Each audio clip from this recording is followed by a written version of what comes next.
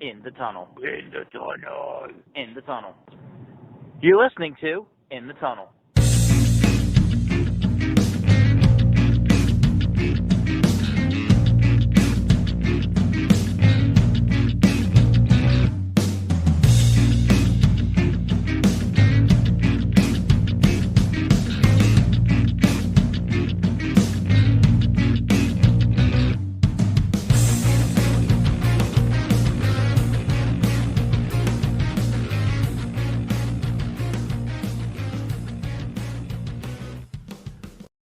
Hello and welcome to In the Tunnel, episode number 109. Yeah, so today we're going to take a look at some of the playoff stuff that's been going on. So I think we're just going to kick it off by starting directly with the NBA. Yeah, I think that's probably the best place to start. Um, Partially because of the lunacy that kind of is surrounding the one series that's left, being the Heat and the Celtics. Which I look, I haven't gambled long enough to understand how frequent this is. But the betting landscape versus the reality of what basketball is just completely night and day in this. So we have the Miami Heat who have they're the 8 seed. They had to go through the play-in, which is its own stupid thing to survive and make it into the playoffs. Yep. Took down the number 1 seed Bucks, then took down the Knicks, and now their reward is to play the Celtics, who were a 57 win team over the season. But once they've gotten to the playoffs, I mean, I think they gave up 2 games in a series to the Hawks, which the Hawks Yeah, were not a great team. correct. Um, they gave up, I think, yeah, they gave up games to the Sixers because they needed to come back from down 3-2 to win that series. Um, and at this point, they were down 3-0 to the Heat and now are down 3-2. But the interesting part of this is the NBA is unique in that a 3-0 reverse sweep, or I guess a 4-win reverse sweep, has never happened before. There have been instances where teams have gotten back into it to game 7, but they've But never lost. won. Um, Yeah. Correct. Um, and to be in the hole when you're the favorite and you have home court advantage also doesn't bode well because I guess you want that ultimate home court advantage in a potential game 7, but I think if there's anything that can be learned is that the Miami Heat are just always the same. They have the same play style, Yep. and it's kind of like the New England Patriots with Tom Brady. Is like they played the exact same way for 20 years and it just worked. And the Miami Heat, regardless of who plays for them, regardless of their record, if they make the playoffs, I think this is a learning lesson for any true basketball fan that you can't think that they're going to get swept or that any series is going to be easy. I It's a little mean, also, surprising to like, see. yeah, like, again, the Celtics have been the favorite basically the whole time, even when they were down 3-0 to win games. Yeah, and let me also just take a second to say on the West Coast or Western Conference side that the Nuggets uh came out of their conference, beat the Lakers. Uh I think that was a clean sweep, Yep. and I don't know. I think that one was a little bit less surprising just because yeah, the Lakers are kind of finding their stride a little bit better after the trade deadline, but I don't think that I looked at them as a true threat to anybody. Like I thought it was a magical run for their fan base in their eyes, but and realistically, there was only a certain amount of time before that was going to fail. There Yeah. were just stronger teams with just as much star power. Mm-hmm. And I'm not saying it was going to be Phoenix that took them out. I thought it could have been the Nuggets.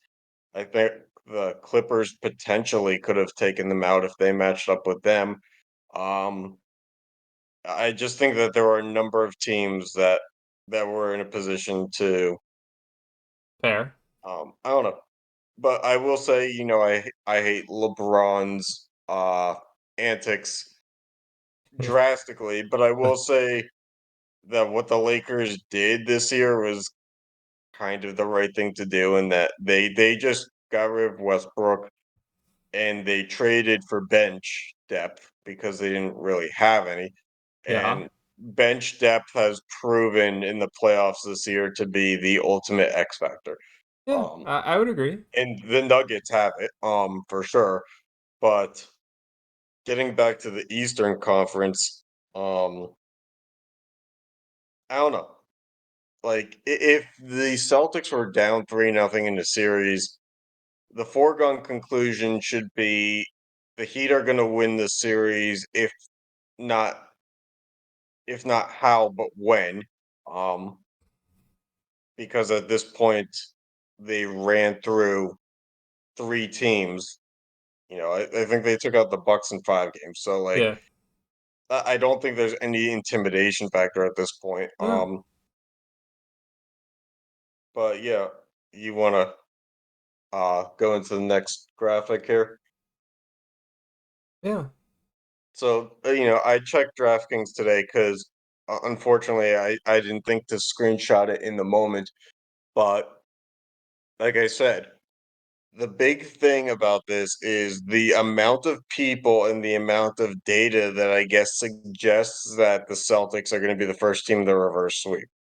And Yeah. it doesn't make any sense to me because throughout this whole postseason, if there's one thing that's been true, is that the Celtics have been very inconsistent, especially with their star power. Mm-hmm. Definitely. Whether it's been Jason Tatum, like, has 2 or 3 quarter spurts of just not shooting. If it's Jalen Brown averaging, or not averaging, but contributing like 12 to 13 points less than his average, Yep.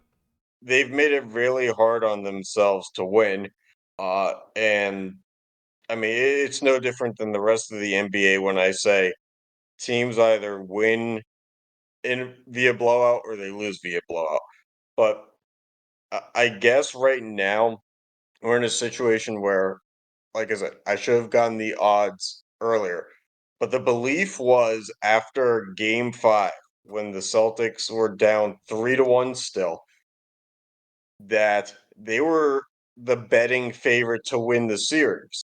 Which would have been the first, which will or would be the first team to reverse sweep in NBA Right. playoffs. And it's like, that's absolutely crazy. And part of me thinks like anybody in their right mind should have put money on the Heat to win the series at that point. Hmm. Because like uh, the data says that's a loss you can live with if it happens. Mm-hmm.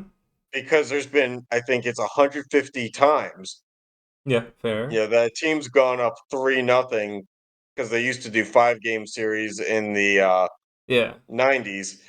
So to go from up 3-0 to lose 4-3, I think you can put a fair amount of confidence in Mm-hmm. that. And the Celtics were what does the graphic say? Over -500 to win the series Yeah. Minus 500 to win before the it started. series.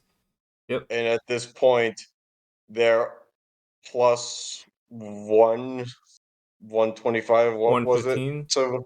To win the series. And yet, if you were to pick a champion of the 3 teams that are alive,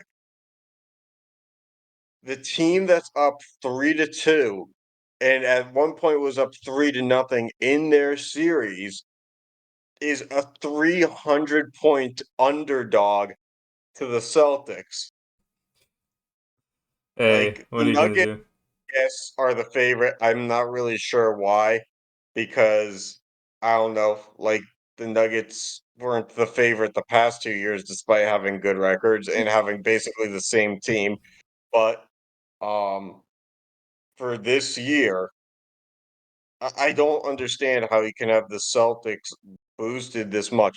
I don't understand how the Heat have been pretty dominant on their home floor this whole postseason, and how going into tonight, the Celtics are 3-point favorites in Miami. Like, there's a fair amount of I don't understand involved in this, and I'm not really sure where to go with it. Yeah. Yeah, and this is just like unsuccessful comebacks, right? So like 3-0 deficits in pretty late rounds, right? Mhm. And again, there's been no 0-3 comeback so far. Correct. The instances where there has been a relative comeback have been pushed to game seven. Most of the time, it's been the lower seed that has come back, but they're the visiting team in game seven, Yeah. and that's where they've lost. Hmm. Um, the I guess one of the advantages for the Celtics in this respect is they're the favorite, and should they come back, game seven, unlike these other instances, is not a visiting game for them. Hmm. But like, can you really trust that? Yeah, there'll be a home team on a game seven. So that's Mhm. one thing going for them if they do make it to. Yeah. All right. So the other playoffs. Let's look at the NHL. So the NHL is in a similar state, right? We have one team that's known, one team that's not, but we all are pretty sure. Uh, what do you think? How do you think the playoffs have come as a fan outside of any playoff team? I think it's very interesting because, look, with me being a Penguins fan, we were battling the Islanders and the Panthers for that last spot that the Panthers ended up occupying. And Yes. I was very adamant about if it was the Penguins in that last spot, Boston would have dismantled them in a sweep Yes. because they I were would. not playing well. I would They agree. never found the recipe. But if there's, and I think that, like, the Panthers were the only team in the NHL that had a winning record against Boston this It year. was like But even I or think winning. Yeah. once you got to the playoffs, you had every right to throw that out Yeah. because, like, the Boston had been on such a record pace that in the regular season they could afford to lose. Mm-hmm. Um, but the weird thing is, it wasn't that it was easy for the Panthers, but it was that the Panthers against Boston always kind of looked like they were in control. Yeah. Um, and so we know the science backs it up, and I've said it a number of times. Hockey compared to a sport like basketball is way more contingent on luck versus skill.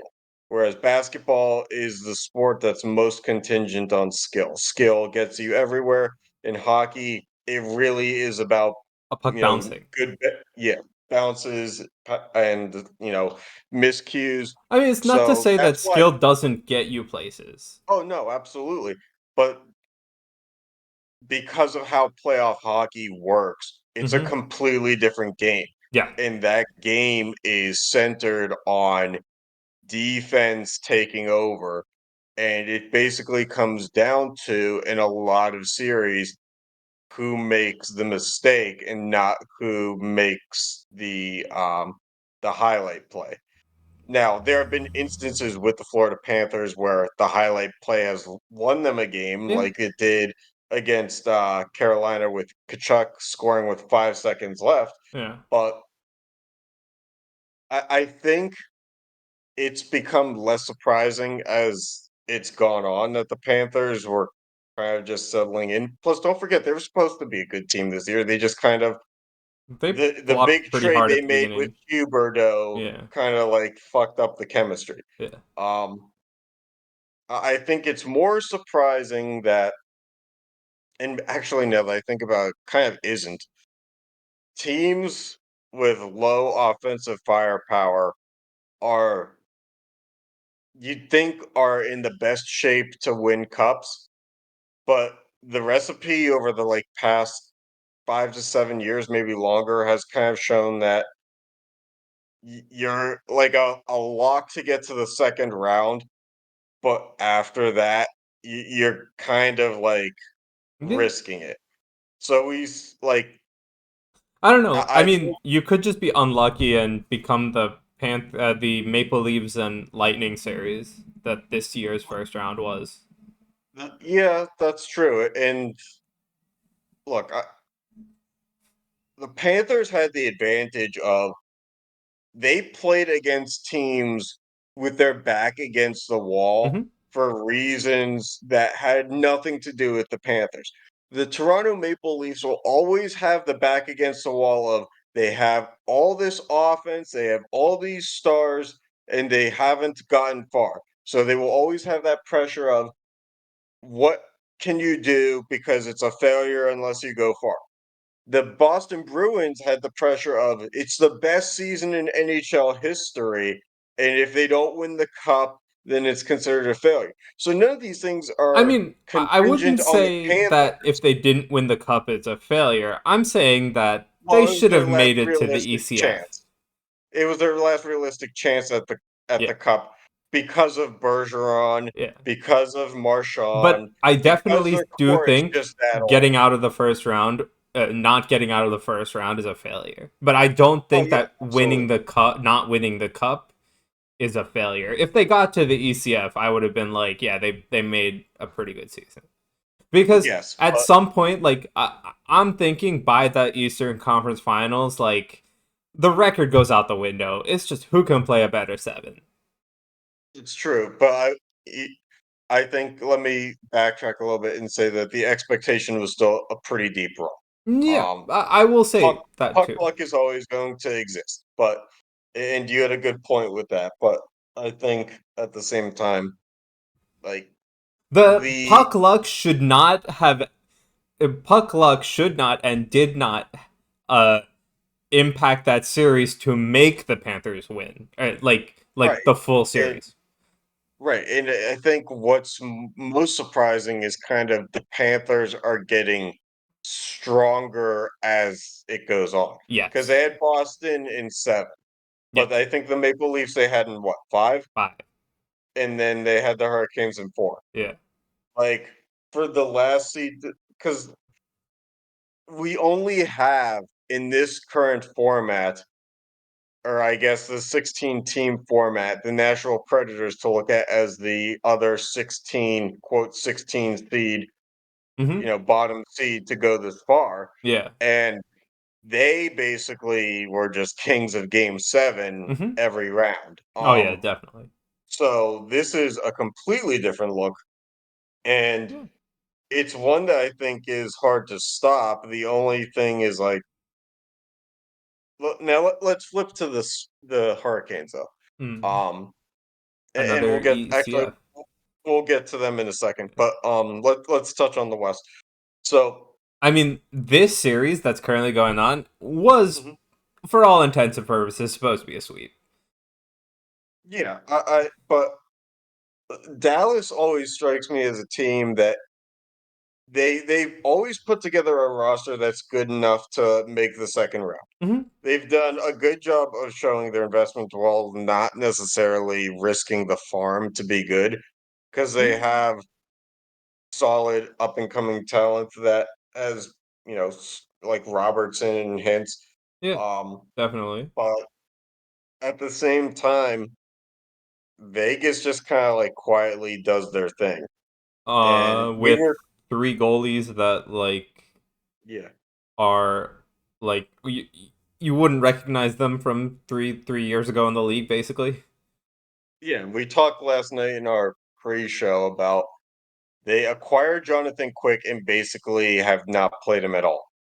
I don't think you They should. have instead leaned on guys who um, have been, like, Okay, we found out that Aiden Hill, I think, uh, was pretty much proven, but for very bad teams. Um, Yeah, and so it he had kind a of really flies good under the stint on the radar. Sharks. Yeah, and had four pretty much low backup stats seasons on the Coyotes, Yeah. which we had a good laugh about. You know, if there were any two teams that you could basically cross off and not give a shit about for the past 5 years, it was basically anywhere that Aiden Hall or Hill was playing was those two teams.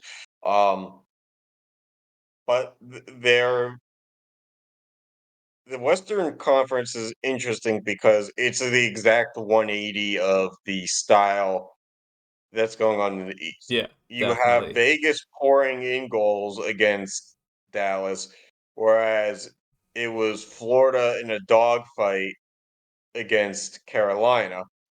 Yeah. Um, I mean, again, so on the East, right? In order to get your like offensive powerhouses, it was literally the first round matchup between the Lightning and the Mhm. Maple Leafs. Yeah, No other team, aside from you can argue the Bruins, were as offensively talented or relied on their offense as much. And even then, the Bruins relied on their goaltending a good deal. I think Um, that's fair. so I do think once, well, obviously, right, one of those two teams between the Lightning and the Maple Leafs had to lose the first round, and Right, which I so think that in itself was advantageous for whoever played in the second round. correct. So I do think that just the teams that got into the playoffs, you were already gearing to see such different styles of play between the West and the East. Yeah, and I think to an extent every year it's kind of different West and the East. Um, But I mean, also like, if you depends look on at the where West, Marc-Andre right? Fleury's playing. If you look at the West, right, you had Vegas, you had Edmonton, you even had the Colorado, who's supposed to be pretty offensively talented. You have Dallas, who's showing up with goals. What team isn't trying to score? Maybe the Jets, but like they were what, 7 or 8? Yeah. I mean, to be fair, the Jets being in the playoffs in itself was kind of an afterthought. Yeah, exactly. Like you had 4 or 5 teams, basically just offensive powerhouses. You couldn't lose all of them in the first round. Hmm. So yeah, I do think that just the teams that made it and who they were playing against really defined the styles that you were going to see in each side being so drastically different. So let's go through the three teams that are left between Florida, Vegas, and Dallas. And I think you're saying it's a foregone conclusion that it's going to be Vegas versus I Florida, really think Vegas should have closed it out in 4. And I still do think they should win the series. which for a brief time we did have an opportunity to say that in both the NBA and NHL, the conference finals were both sweeps, but then Miami Heat lost one and then Vegas. Vegas lost one. Yep. But like there was a real chance there because everybody was up 3-0, Yeah. which was absolutely It's crazy. absolutely That ridiculous. that in itself, like I know that we say that there's not a lot of parity at that point in the playoffs, but that's kind of parody in itself Yeah. just to come across that outcome more than once. But Yep. between let's go with your hunch that it's going to be Vegas. So, what are the thoughts for the actual final? I okay, so if I let's not even think it's going to be Vegas, right? I don't care which team from the West wins. I would pick Florida. That's kind of where I'm at too. And I'm actually surprised to hear you say that. I would have thought that you kind of would have maybe leaned a little bit more towards a balance or maybe Vegas, but I I don't mean, know. I think so. My opinion on Vegas right now is the fact that they have 3.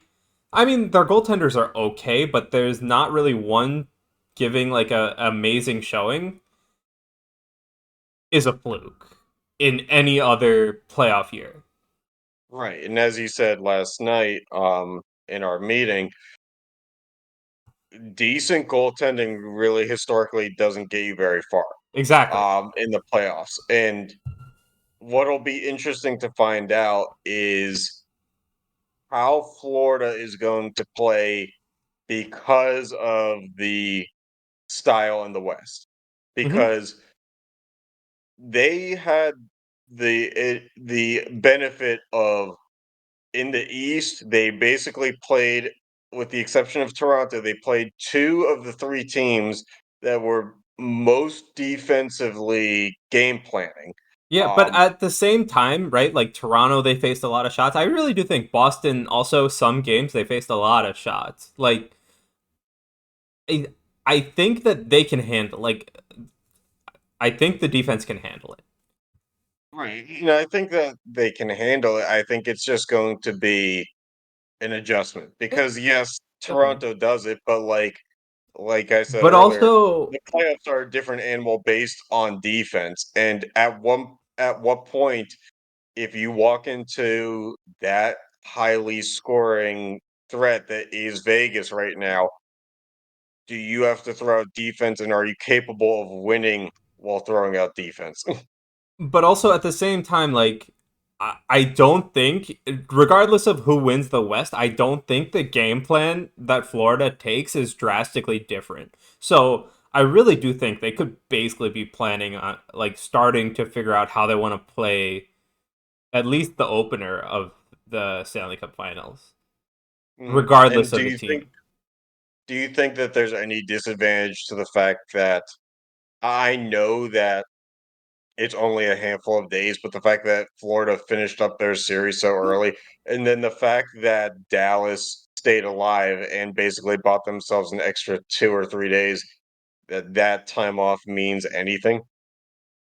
No, I think like I understand that people think playoff like, days off are a problem, but I really do think that there are ways to use that time effectively. Especially like your opponent is one of two teams.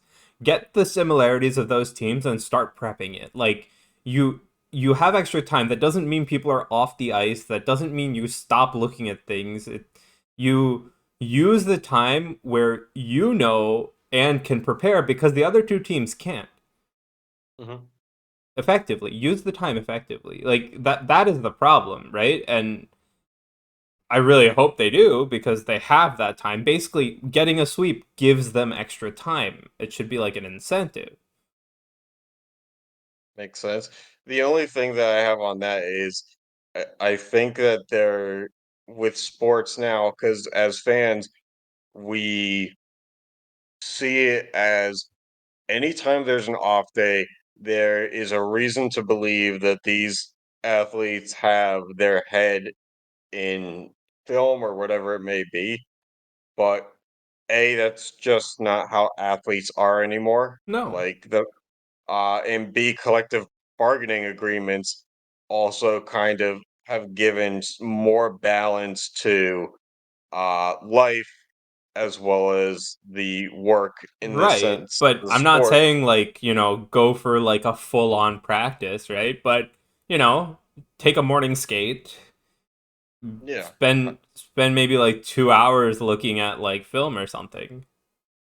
Yeah, I think it all depends on what they're allowed to do, Yeah.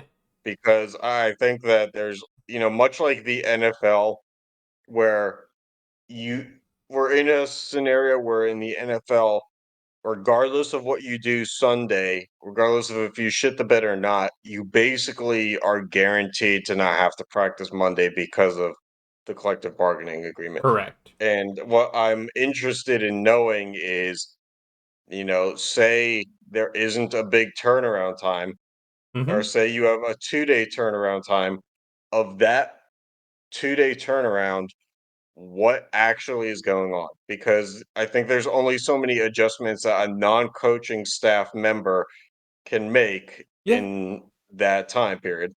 I agree. And I think, you know, uh, Florida has the benefit of game planning that now, but they may not have the benefit of adapting as needed later.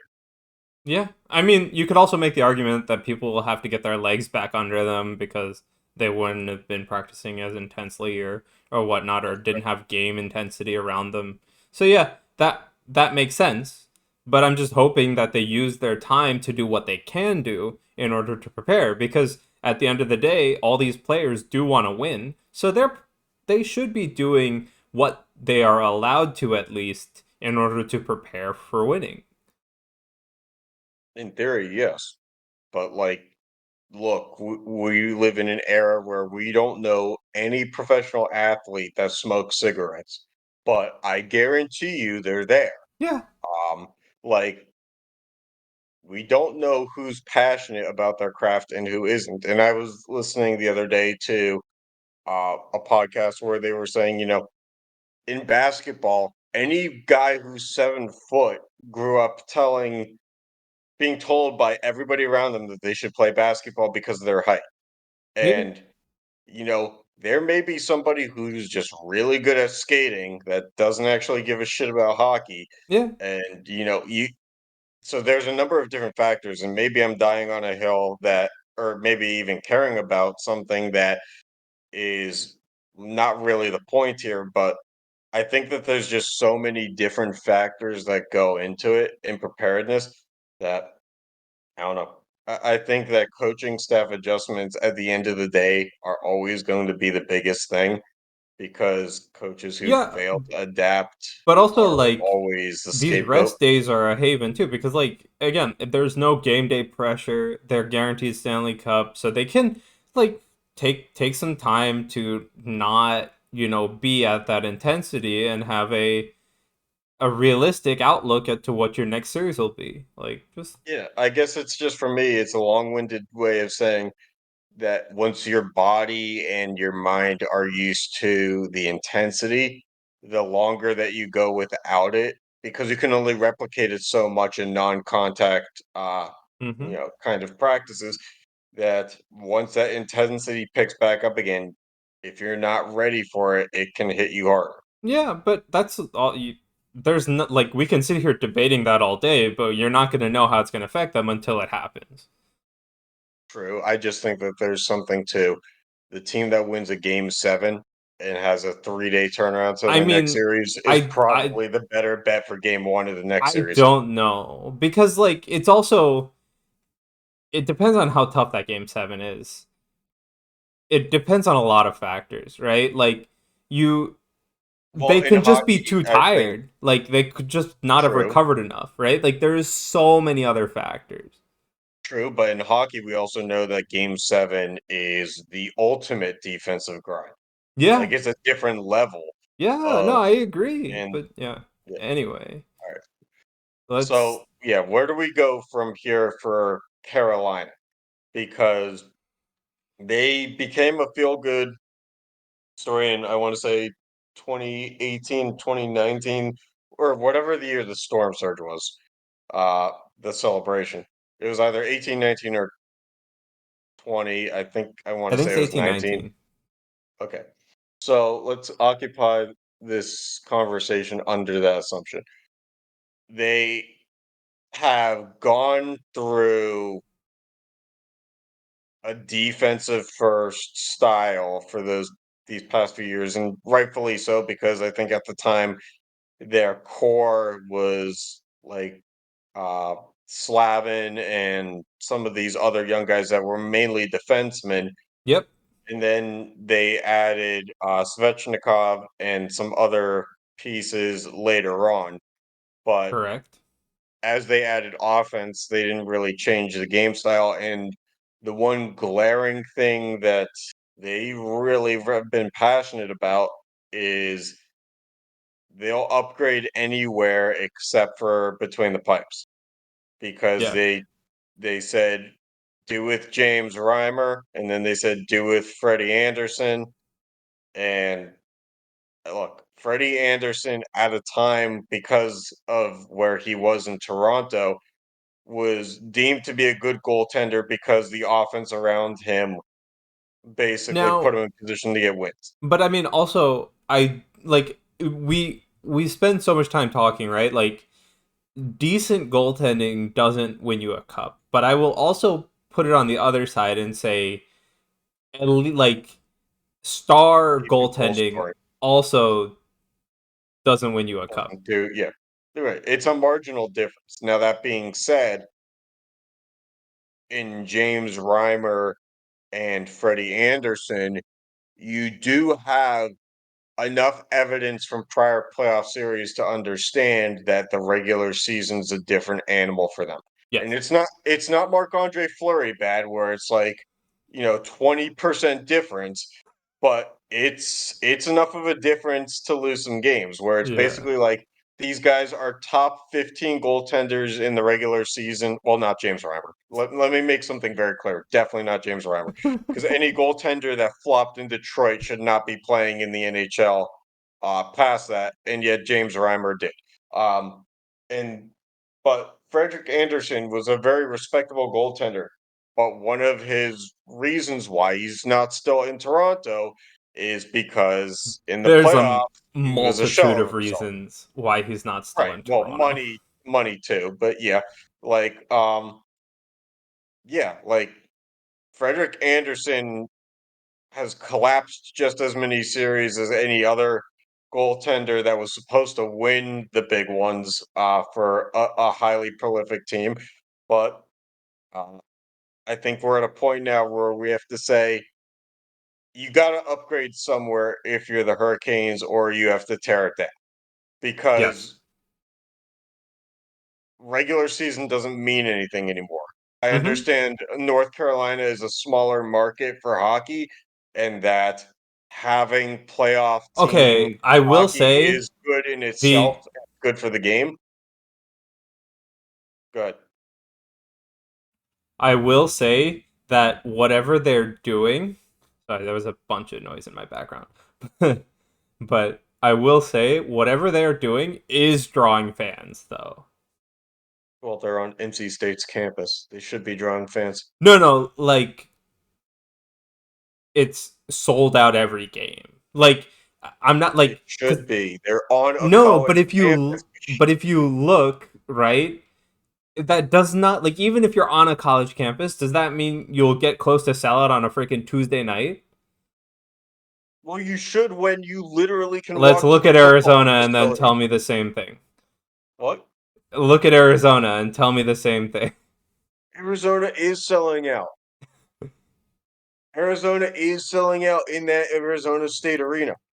The difference is the Hurricanes play in an arena that is slightly smaller than the normal NBA arena. Like it's a small basketball sized arena. It can probably hold and let's look it up. What's the seating capacity for PNC Arena? So let's see what it brings back. What's the point of series when this is okay? There's 18,000 seats. Yeah, selling So that 18,000 on a Tuesday is something. okay, but we're saying, well, look at Arizona. They have three more than 1/3 of the seats available, like less available. Yeah, Like we're talking about Arizona has 5,000 for a sellout. yeah. Yeah, they couldn't sell out when they were in Phoenix, whatever. Like we kind of knew that that was happening, and we at this point know that the deal's fallen through, and the Coyotes are pretty much a lock to be somewhere else, which we Yep. probably should have put in this episode, but didn't. Um, but that being said, like the football practice facility is the bigger building in that parking lot. Yeah. Like having But I gone mean, to a Penguins game it's there, a like it's a thing. Like college the students should be point is selling that that out. okay, but hold on. The point is whatever they're doing, as long as they maintain their 99%, they basically had a 99% attendance average the entire season. Yes, makes sense. No, like you look at other teams in other areas like Columbus, you look at New Jersey, New Jersey didn't even get close. You look at Even Well, that's Newark. Like, but we're both from New Jersey. We know that Newark isn't a place you go to at night. even New York, the Islanders at least didn't like they Carolina still beat them in attendance percentage. Okay, I mean, yeah, but you would think that the Islanders stadium being as new as it is should draw more than that. Like, not So 99% much, but like the fact that they're basically on the LIRR, or not LIRR, but they're on a train stop yeah. to walk to the arena. Like, there's no real excuse at that point. Um, So but the point is that like that shows a lot. Like regardless of like TV or whatever, right? They're still getting their fans to show up to basically every game. And yes, you can make the argument they're on a freaking college campus, but whatever. We have teams playing oh, in 10,000 person arenas, okay? Like let's be honest. okay, so let's take a look at the attendance before this year. So, It was pretty high. well, they're on a 2,000 seat upgrade this year in terms of attendance. Before that, they crossed out 2020, 21, obviously. Yeah. In 2018-19, they had 14,000. Yeah. And So but I then, mean, you can't say that whatever they're doing is drawing more fans. You you literally can't like whatever they're doing is working for them. Now, do I agree with you that they do have to make more changes, but well, it's not the storm surge that's driving them to, like, when they had the storm surge year, that probably was the number one reason. People wanted to see what the show was going to be on the ice after. yeah. But But now it's like, now yeah, it's a it's winning good hockey. hockey team. Okay. Now, let's also just fill in the cracks here and say they averaged in between 2014 through 2019, they still averaged, I mean, it's drastically different. It basically goes anywhere between Yeah, I would 12,000 say the to lowest. 15,500. Makes sense. So, I mean, it's probably not the lowest in the NHL, but So, I like, mean, like that's also not anywhere near what the Florida Panthers do in October. right, but my point is that like yes, so for the like they hit the Eastern Conference Finals again, right? Like whatever. But at the same time, this hockey team is a business, right? So whatever they're doing not improving their team, they are getting fans to show up in the seats with the team they currently have. So what is next for them is a question in itself because like okay, well, how do they ideally want to keep the fans drawn? And for us hockey fans, it's improve your team. And what's the place that we know that they can improve their team? It's James Reimer, right? And it probably also is somewhat on offense. I hate to say Jordan Stahl's been good in Carolina for a long time in terms of being a leader, but he never has matched any of the point production that he ever was climbing towards in Pittsburgh. Yes, And for whatever reason, I'm not saying I'm rooting against him, but the fact that he's still on the Hurricanes at this point in his career probably indicates that there's a bit of, what are we doing here? Like that probably, and let's take a look at the lines because, like, I'm curious to where he actually fits. Okay, so he's a third line center.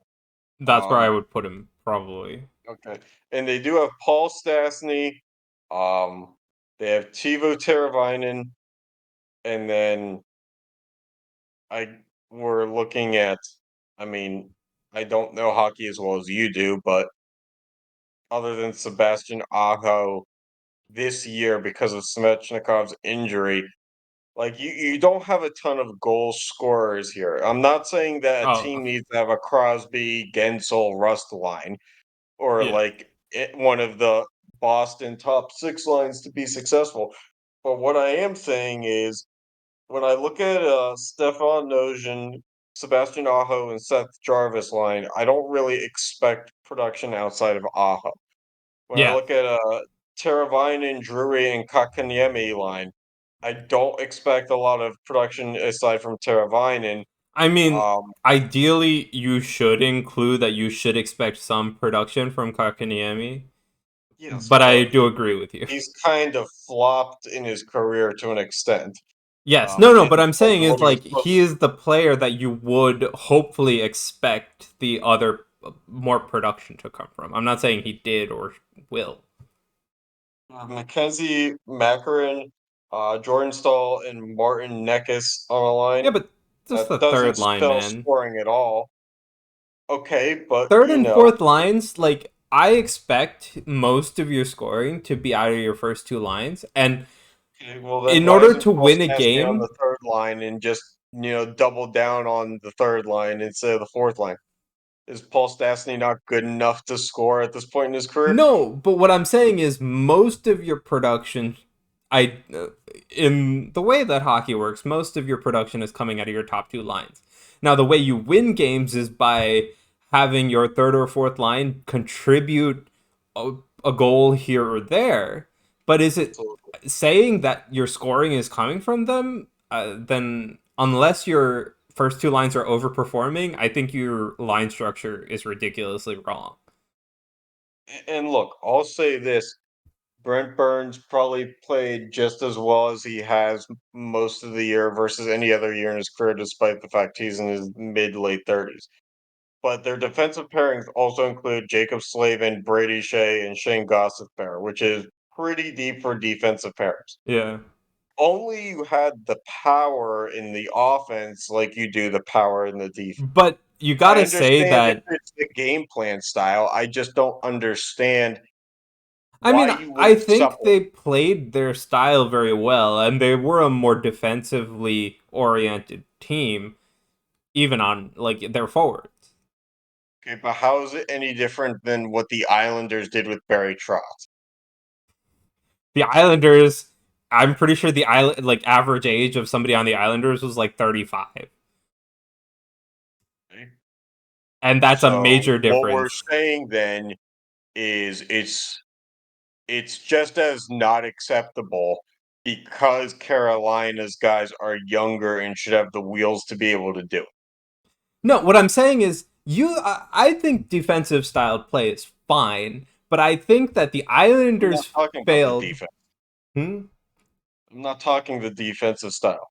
What I'm saying is if the Islanders and the Hurricanes play pretty much the same style, and the Islanders got to the conference finals before they lost under Barry Trotz at one point in the past 5 years, and Rob Brindamore decides, okay, we're going to play pretty much the same style, and they're going to get to the Eastern Conference finals before they lose, and then they're not going to get back, then at what point, because But Barry Trotz got fired from the Islanders, at what point do you have to make a change? the point is that like I don't think so, but you're still implying the style is wrong, and I don't No, I'm think. implying that the style needs to be complemented more. You need to supplement your weaknesses. And what allowed the Islanders to make their run was not goal scoring. We'll admit that. But what it was is, like, as you said, superb stardom goaltending doesn't mean shit either. But you can't look at what happened with Robin Leonard and now with Sorokin Yeah, and say that's the same. no, no, I agree, but like the point is that like they can like if they got had better goaltending, not star goaltending, no need for like Shesterkin or like a new Carey Price or whatever, right? Right. But yes, I agree. But I don't think you have to fix both of those things. Take your like it's hard enough to get those pieces. So do I think they should fix something? I really think they should focus on getting one of those pieces, but in the offseason, the NHL offseason is still a thing, right? Like it's hard to get pieces you want because you're going to overpay. And Especially in goaltending. Yeah. Like So there's just I so many of it do available. understand why it failed. We know, right? But fixing it isn't really that easy. So at this point, and I'm gonna ask you genuinely, if you're the Hurricanes, what do you do? Do you double down further, or do you look to make a change that's a little unconventional? Because knowing that the goaltender free agent market has produced kind of mixed bag, because both these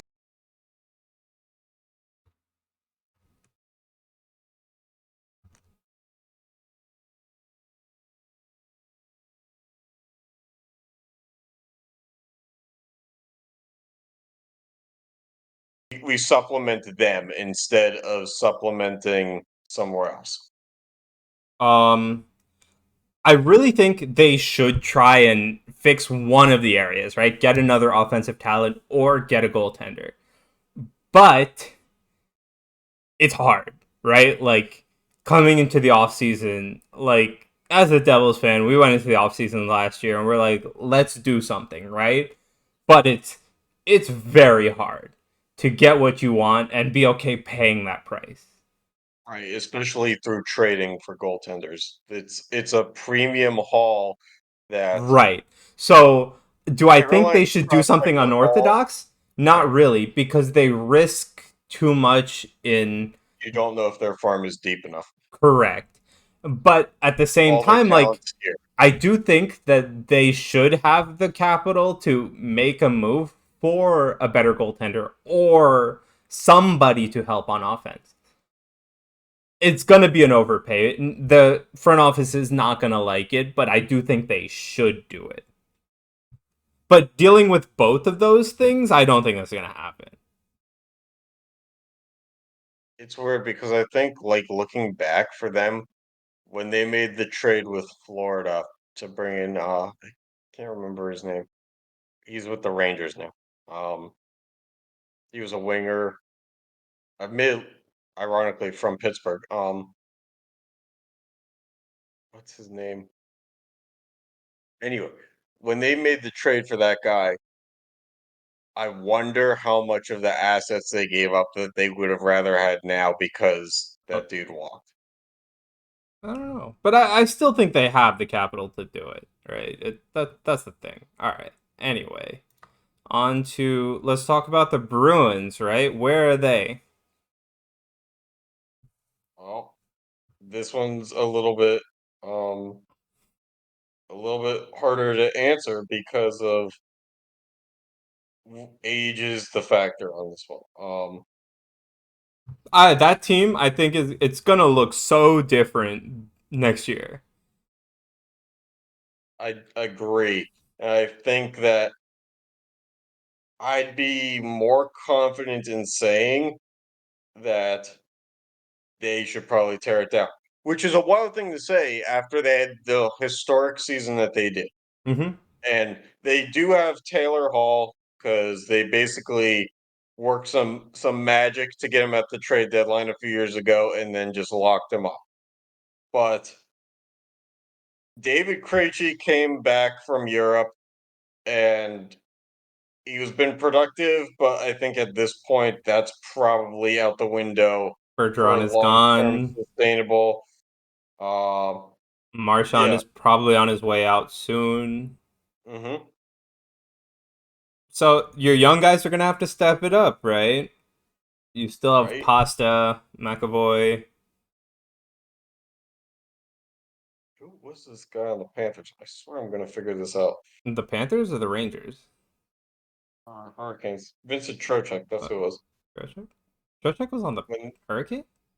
yeah, I thought he was traded from the Panthers to the Hurricanes, and that was a big deal at the time. Trocheck. Oh, okay, whatever. And I wonder when he left. But anyway, getting back to Boston, Yes. Omar has was a bright spot, but let's take a look at what his contract is like because I'm willing to bet he doesn't have a long term deal. No, I don't think either of them Oh, are he pretty does. long term. He has a deal, and he's covered for the next 2 years.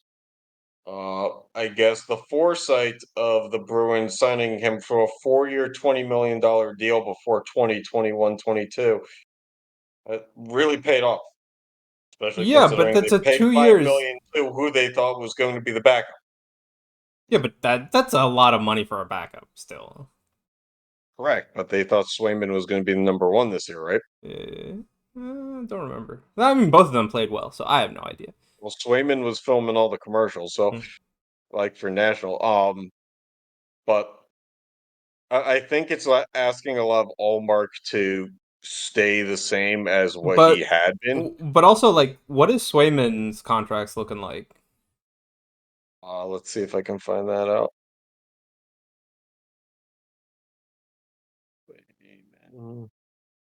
Swayman is he's on a 3-year deal, but as of when he's a free agent, it looks like Yeah, so he's he gonna was get on an paid. ELO. He was on an ELO. ELC. Yep. Yeah, he's gonna Yeah. get paid. ELC. Yeah. So Um. Which which depletes the roster that much more. yeah, Um. And so let's take a look at the roster in its entirety here. with Um. Pasta on your way out, Krejci on your way Yeah, out, he's a free agent.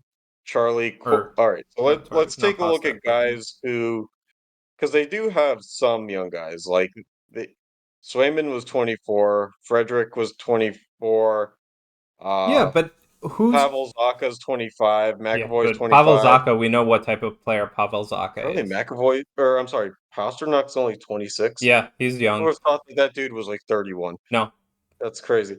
All right, but anyway, Tyler Bertuzzi's 27. I'm curious on his contract, because that seems like a trade deadline deal. right, but Um, my point is that like, okay, so you had all of the leadership in like Bergeron, Krejci, Marchand, right? right, which they're 37, 36, and 34 Yeah. in age. So, but And like then you have now Nick that Foligno at Bergeron 35. and Krejci are definitely on their way out, and Marchand is probably on his way out soon. Correct. Um, where do you get that leadership from? It's up to Pasta and McAvoy to really step it up. And where do you get the point production from too? Because Again, you're looking we're at the looking at two here young is guys I've mentioned. 57, 58, and 56 points. Yeah. You're looking at the two young guys I mentioned. You have to if you're a Bruins fan, right? Because on you're not getting that production out of Zaka. He did He okay, had but again, he was 60 on the check points. line. Yeah, so let's see who's locked up past this year, if Zaka's I can even locked. find that. Allmark Yeah. is Pasta, I think. McAvoy, I think. So here's the interesting thing. Marchand is under contract for next year. Yes, yeah. I think he's DeBrus, not leaving this year. I don't think. well, but you know who also is Jake DeBrusk is a free agent. Uh, Um, they probably, if they're smart, are going to trade Charlie Coyle away at some point because he's on pretty major hit at almost 5.3 a year for the next 3 years. okay. He's kind of proven that he's not the player he once was. Um, No, but so the question I want to ask is, okay, how do they fill the gap of at least Krejci and Bergeron? Right? Let's worry about getting a backup for Olmark because that's what it looks like you're gonna try and do later. Actually, no, you have Swayman is an RFA, but still, you're probably not gonna give him the contract he wants, so it's probably gonna go to arbitration, and you're still gonna pay him too much for a 1 year deal or something. and what's the NHL salary cap? Because 84. yeah, 83.4 million. I think next year it'll go So up by 1 they million. have, okay, so let's call it 84.5 million. So next year, and keep in mind, on the NHL roster of this year, uh, and this may actually go into one or two AHL players, they have 10 million in cap space, Mm-hmm. or 10.5 million in cap space. They have 14 players under contract. Yep. That's going to be really hard to pull off. Yep. And yeah, They're looking at some yeah, I hope AHLers that to they're, step up or getting some good deals, which is going to be and really that's going to hard. be just as hard Yeah. because when you But the point is trade at that the like deadline. you're losing a two pretty big pieces, basically, Krejci and Bergeron, right? Mhm.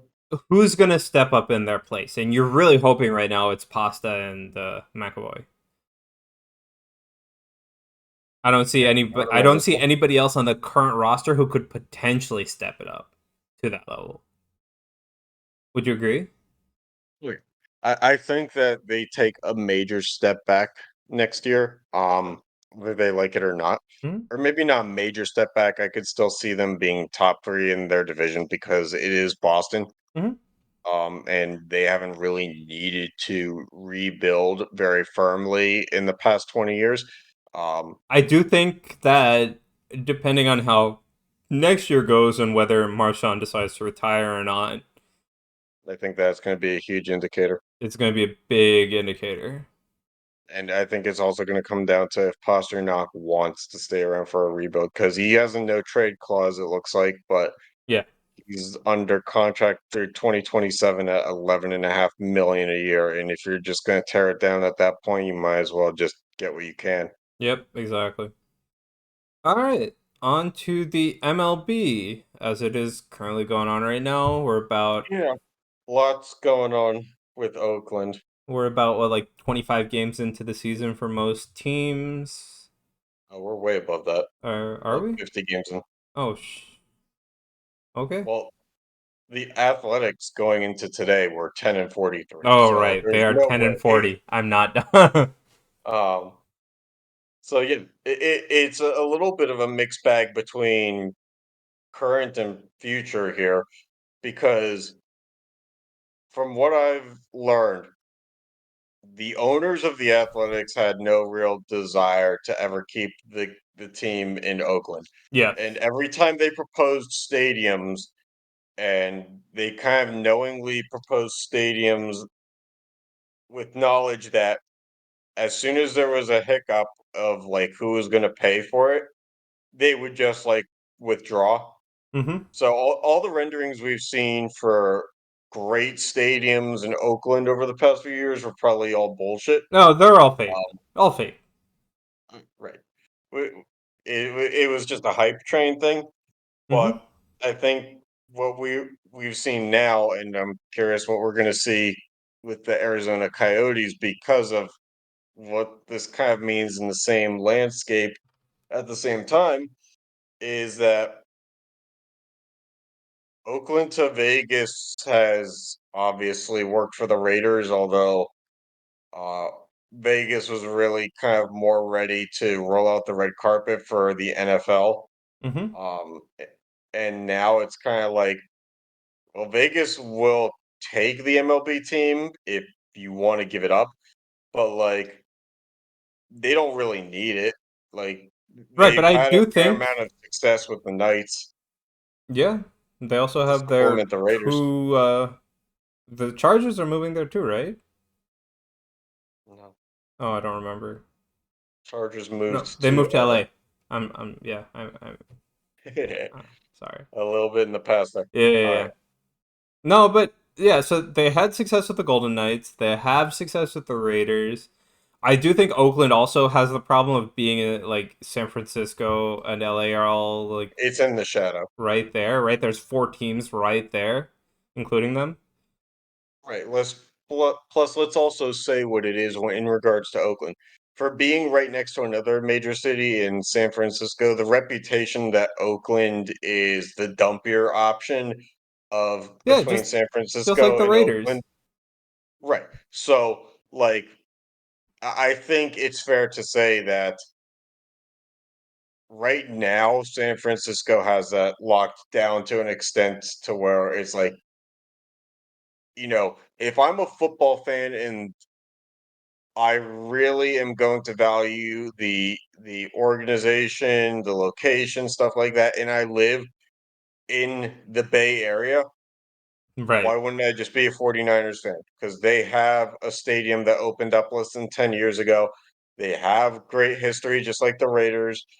You know, Right. The Golden State Warriors left Oakland and went to San Francisco. Yeah. So, like, the Athletics are all that are there now, and they've shown that in this ever-growing sports world of constant renovations for their facilities, that they have no interest in doing that. There's Hmm. possums in the visiting uh, telecast booths to the point where the Mets actually their broadcasters walked in and smelled possum shit and were told by the athletics like organization like just take another because like this possum lives here and you just can't be in this one. Like that's what hospitality is to the athletics right now is like the possum gets this booth Right. and Anyway, so yeah, they released a rendering for a ballpark in Las Vegas, which would cost like almost $1.5 billion. Do I really think they need a $1.5 billion stadium? No. Do I think they're gonna ever get to even 30,000 people past the first season in a seat? Probably not. Um, but anyway, yeah, they have the lowest attendance so far. Um, by a whopping 3,000. almost four. It's like three and a That, half. that's a pretty At bad margin to be in last place. 8,900 people per game. Yeah. I mean, it's not good when you can't top 10. Yeah, it's also like you're right there with Miami and then Kansas City. Miami, we understand they're basically just like whatever. Kansas City, even that's at Miami is like, double. if I'm going to be out in the sun, there's a million other places to be in Miami. Yeah, exactly. Kansas City's rebuilding and Yeah, but the like Kansas City can still draw double the amount. in Kansas City is kind of a small stadium. Yeah. So again, and even Pittsburgh is at like 17. But Pittsburgh, like your fan base is You pretty draw other loyal. fans too. Like I went to the game against the Blue Jays and I did not know that Toronto was like a 5-hour drive Hmm. from Pittsburgh. So we draw other fans when the Mets come into town. We're gonna have tons of Mets fans. Yeah, Like everybody wants to I to made that road take trip. in the view. Yeah, and you have. Hmm. Remember the Brewers game Yeah. No, I even made that road trip like quite a long time ago when we were. before it was with me being Yeah. here. But I think what's interesting, like, yeah, we have the stat that says the same night that they had 3,000 fans at an Oakland game, there were 11 of 13 AAA minor league games that had surpassed Yeah. attendance, which But I AAA mean, stadiums like, basically have less than 10,000 capacity. we can fill like in New Jersey, we can fill a Somerset's Patriots games without trying to more fans than. And that stadium is basically in the middle of nowhere. Yeah, Like the biggest attraction next to it is like a Bed Bath and it's a Beyond. Chuck E. Um, Cheese like 10 minutes down the road. but they do have the Costco. They do have the Yeah, Costco, and that now is a big thing. yeah, Um, how quickly that changed. But getting back to it, I think it's obvious that the athletics owners of an ownership group are making moves to say the money is not ever going to be here, so why would we try for it to be here? And I right. think But regardless of what money there is in Vegas, because like when I looked at the renderings and I see the renderings are this ballpark is literally in the shadow of the MGM Grand, like a block away. yeah, The first thing I that comes to my head is the MGM Grand can't possibly have that much real estate next to it. Like, there's no way that this stadium is going to finalize itself in the way that the renderings do. probably. Like, There's they'll no fill a way that 30,000 they will. arena. Okay, my counter to this is I just ignore the rendering until I see a better budgeted stadium because I don't think like the owners don't want to pay $1.5 billion. The city definitely don't want to pay $1.5 billion. Right, but if we're talking about the hypothetical, will they sell 20,000 seats? If they're on the Vegas Strip, I don't see them not Yeah, yeah, yeah. because like the Vegas Strip is just that good of a location, and But As then, big like, as it gambling is in devolves from a Vegas, you baseball have to have game to a something else. show. I'm sorry? But if they go anywhere close to the Vegas Strip, they are no longer playing baseball. They're having a show on a baseball field. Right, but because of how big gambling is in Vegas, it is it Dude, becomes a great alternative. yeah, fair. I mean, I agree, but I still You don't think lose that this is realistic. 1,200 at the blackjack table, and you say, you know what, I'm just going to take in an athletics game. Like, that's a fair way to get yourself to stop gambling for 3 hours. Yeah, but then you're probably gambling on the athletics game because they're probably going to lose anyway. No, So, you're not. Have you seen how bad they Anyway, yeah. Anyway, um, like again, growing up, I was really big into the athletics, so it's kind of sad to see them like trying to move. But I understand. I think that for them, it's probably overdue. They're Yeah, definitely. like, I say the possum thing, but like, it's been well known the sewage stuff. It's been well known that they're not really renovating or upgrading anything in that ballpark. And it's been that way for like 10 Yeah, years now. So, in some ways, if they weren't going to do anything about it, they've probably overstayed their welcome. yeah, definitely. No, So, no, I like again, it totally makes sense. It's just like I've been like I used to go to it's a a lot of little Oakland sad. games as It's a kid, probably so right. It's a little sad. It wouldn't be like if the Buffalo Bills like left Buffalo and the fan base was huge and it like ripped them yeah. apart. No, this fan It's a base is little bit pretty different. small, so It's a little small, and it's probably easier to just be like, you know what, San Francisco was there the whole time. yep. Plus, at this point, they're so bad that like I'm sure young fans would just rather be Giants fans anyway. Fair. Yeah. All right. Well, you got anything to round out the episode with, or we good? No, no, I think I'm okay. We probably could have touched on the Coyotes thing, with them not getting approved again. I think Nah. it sounds like they're all but gone from Arizona. Yeah, we'll see. But yeah, we can touch on that in the off-season talk. So Sounds good. thanks for tuning in, and we'll catch you next time.